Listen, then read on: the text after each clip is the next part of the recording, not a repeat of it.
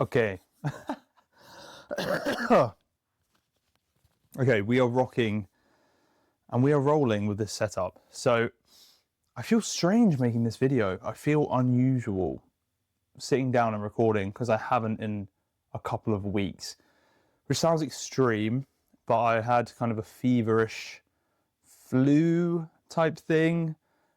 And I was off work all week. I've been in bed, and it's interesting going through that process because as soon as I felt a drop of life come back into me, suddenly I started thinking, what should I be doing, right? Like, how can I make the most of this? How can I be productive?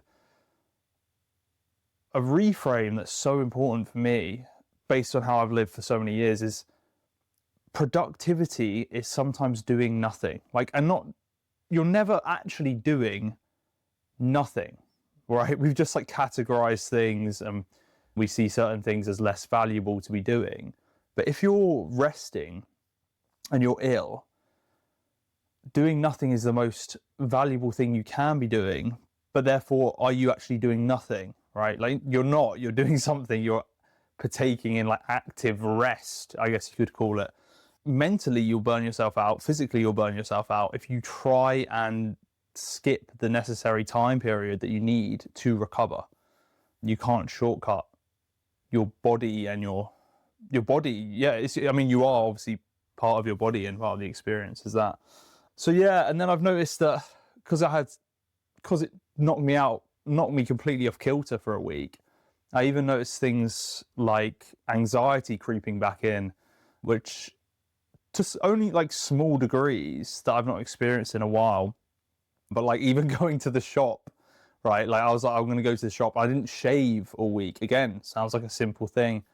But I know that if I start getting scraggly, I feel as if I'm not looking after myself. It's like when you have a haircut, but you do it because it feels rejuvenating. You feel like you've been taken care of and you've decided to engage in that act of self-care.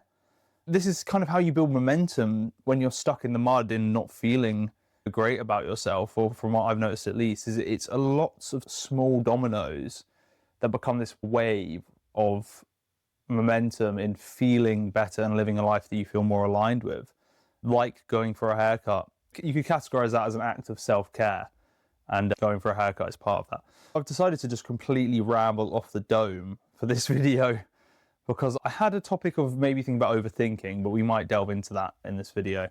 I realized also I wanted to break down how I'm feeling and the experience of being unwell, some of the things that I went through being sick. This isn't some life-changing thing necessarily. It depends how you can view everything as a life-changing experience. Really, every day holds a potential to change your life, and you are being reformed within every moment. Whether or not you cling to your idea of who you think you are kind of is irrelevant, although it does hinder the process. Really, you want to be in this malleable state each day, like a fresh ball of clay every day. And then what that means is you can adapt to situations better. You allow them to shape you and take on board what is meant for you. Whereas if you stay with this rigid, egoic concept of who you think you are, which is often based on your idea of what other people think you are and how you fit in externally as opposed to how you actually feel within. And you can end up trapped in that way of being. It's much more freeing to live each day and every moment as if it's a new potential, which it is. Every single moment is full of potential. That doesn't mean you have to go and run away and start a new life in Hawaii, although that would be kind of cool.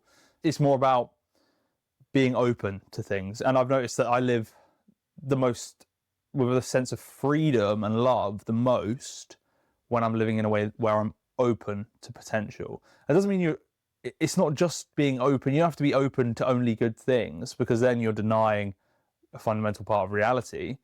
And that backfires in its own ways. You're becoming naive, so you're pretending. And whenever you pretend with reality, it has ways of biting you in the arse. So it's going out and being open and thinking, maybe I'm going to interact with people and it'll be lovely. And then if it's not lovely, maybe someone's not particularly nice, you learn from it in your own way. Everything you can learn from, and bad or good are labels that we put on things, which again reminds me of doing a video about evil, but that is a really, really, I was going to say cupcake. I was going to say like deep cupcake to explore, but that is not a thing. It's quite a package to open. But so yeah, maybe we'll save that. But it's interesting. So a feeling of note has been this anxiety, a sensation of going to the shop and feeling like, oh, I hope no one strikes up conversation with me. Whereas often in recent times, I thrive very much off of that spontaneity of having those interactions with people. And I've noticed some of the best things in life happen that way, right? In fact, you could say the best things in life do happen that way. They're not calculated. They just happen, they just occur, and you embrace that. You go with the flow of that river, of that part of life that you're in. I was kind of isolated all week. I didn't go out. I barely moved off the sofa. I didn't really have an appetite. Nothing was bringing me maybe satisfaction. I was going to say joy. You don't tend to want to feel joy when you're unwell, but it was really, really did a number on me. The anxiety continued with work, so with socializing. It's not an intense anxiety, it's not paralyzing, it's a tickle of a voice that's just like, oh, I'm not sure if I'm feeling that. It's a lack of energy in how I feel. This is something I was discussing with a friend the other day, how important your baseline of well-being and energy is. It's almost like the most important thing. How your experience, the most fundamental core of your experience is how you feel. And we're encouraged, especially in the UK with drinking culture and a lack of self-care, or whatever you want to call it, is built into our culture, where you're expected to put how you feel behind everything. What I mean by this is, if you're exhausted, if you're unwell, if you're feeling terrible, you then lack the excess energy needed to live a fulfilling, loving, overflowing life. If you imagine someone who's really engaging with life and seizing opportunities and embracing their loved ones, there's kind of this overflow, and it doesn't have to be dramatic, but there is an overflowing of energy within them, or love within them. And when we're neglecting ourselves, that doesn't happen. If you want it to feel true, then it needs to come from a true place within you. So you need to have this stable, almost like a glowing, warm place within you that this expression comes from. That is curated over time. It's not something that just happens with a flick of a switch. It's a lifestyle. It's multiple different lifestyle choices culminating together, as we were saying earlier with the little dominoes. It's not just instant. It's doing these small little things until your baseline is at a level that you're happy with. If you're addicted to something you know is damaging your health, that's affecting you. That's putting a blocker on your baseline. And when you're operating from this way, it doesn't mean you never indulge, or you never treat yourself, or have something nice, or do certain things. Is your baseline stable? Do you act from stability instead of impulse in the situations in your life? Are you calmer? Are you collected? Are you aware of the things you say, of the things you feel? Are you aware of your thoughts? Are you aware of the separation? Now, it's very difficult to always be in that state. Of course, it's possible. There's monks, there's people who go and meditate all the time. Raising your vibration is a way of seeing it, which can also be interpreted as being just healthy, right? If you're taking in more whole foods, if you're exercising, if you're not constantly on caffeine or sugar or nicotine or these other types of things, if you're not constantly absorbing kind of brainless goop through social media, which is so easy. So those are things that lower your vibration because you're consuming, okay? And you're consuming things that are not of value. They are pleasure-based. They just give you an instant pleasure. And then you end up needing those little hits of pleasure. So you become an addict with life. In a way, you don't have to necessarily be addicted to one thing. You're probably addicted to a way of being, which is made up of these different things. Breaking out of that is the most freeing, it's the most loving thing you can do for yourself, because you're going to become attuned with what you truly are and the essence of what you are. Now, a lot of these things, they are newer inventions, right? So the mobile phone, having a smartphone in your pocket all the time, you can see it all the time when you're out and about. People constantly on their phones, They don't look other people in the eye. They can't have a conversation without pausing in between the conversation and going on the phone. And this has become normal. So that's now normal. It's not strange. It's not, oh, this person has social anxiety because they're looking at their phone. It's become blurred as to that can now be considered socially normal.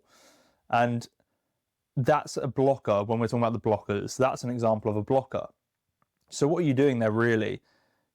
There's an anxiety built in blocking you from embracing that flow when someone strikes up a conversation. If you lock eyes with someone, boom, a conversation can start just like that. But if you're feeling anxious, if you're feeling that lack, if you're feeling that instability in you, then your body subconsciously puts this blocker in the way. Whether you've got headphones in, this is another one, you just walk around, headphones in your own world, you're not willing to engage with the things going on around you. And this is the thing, I've always been someone who thrives off of human interaction, right? Genuine, interested, because I'm interested in other people. I really do just care, and I find it fascinating how people live their lives. It has nothing to do with whether I agree with how they live their life or not. I feel like I can learn something from everyone. And that's how I see the world. I think everything is a learning experience. Me being ill was a learning experience. There's something for me to take from that. It's just my way of seeing things. And, once you realize that your perception on life becomes your life, I wanted to take on board a perception that makes the most sense to me, and it works, and it is learning. You have the opportunity to learn from everything. And I've known for so long that I thrive off of that. Yet I've lived in a way where I have buried my head in the sand with these, like we're saying, with the smartphone distractions or headphones in, or a refusal to engage in that. But I didn't feel stability. I didn't feel a love. I didn't feel a trust. This is a huge thing. And it can sound odd maybe, but it's trusting life. Like trusting that things will just work out.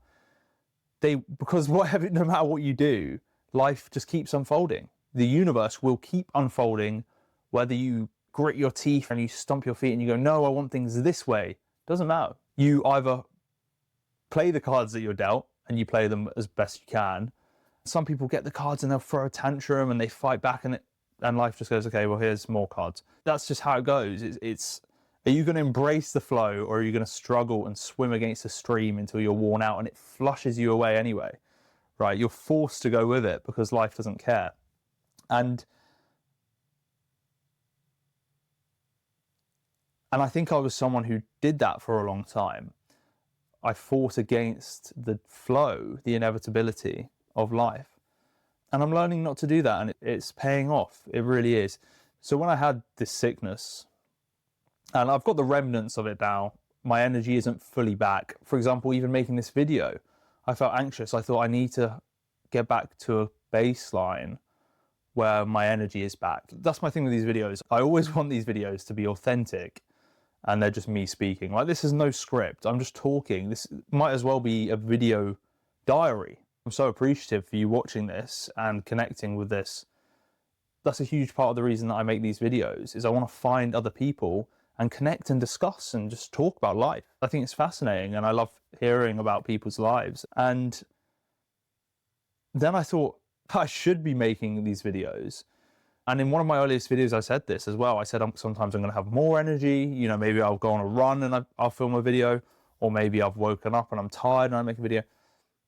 The idea is to not perform. In all the videos, I'm engaging with how I feel, and I'm just expressing that to the camera. So this is the perfect time to make a video. It's been great. I love making these videos. I absolutely love it. It's so therapeutic, and it's almost like you verbally go through a filing cabinet. The room, there's scattered things around, and there's documents scattered around, and as I talk this through, whatever might come to my mind, whether I've got a topic or I'm just spitballing, it kind of naturally fills into these filing cabinets. I feel like I've done something. I feel like I've gotten somewhere, but I don't do it for the outcome. I do it for this feeling right now, this expression that I'm having right now. And I'm so grateful that you're a part of that with me. So thank you for watching. We have a little Christmas tree here. I'm so blessed to have the most amazing sister. I got home from work today in the dark, in the cold, and I saw next to my postbox, I saw this cardboard shape with a flower company on. I was like, I couldn't figure it out. I thought, who is sending me flowers? I opened it up. Oh my God, there's a whole mini Christmas tree in there with lights, with baubles, with little bells on them, with this cute pot with some moss to go around the edge. Amazing. So genuinely just made my evening and made me feel thought of and loved for and cared for. And when I'm out here, you know, I'm living fairly isolated quite a lot of the time. It just really touched me, and now it is in one of my videos forever to stay here. So there we go, a little bit of insight. But thank you so much for watching, genuinely. And if you want to discuss, please do drop a comment and I'll reply and I'll discuss with you, or message me on Instagram or something like that. But yeah, thank you for watching. I wish you all the best, and I'll catch you again very soon. Take care.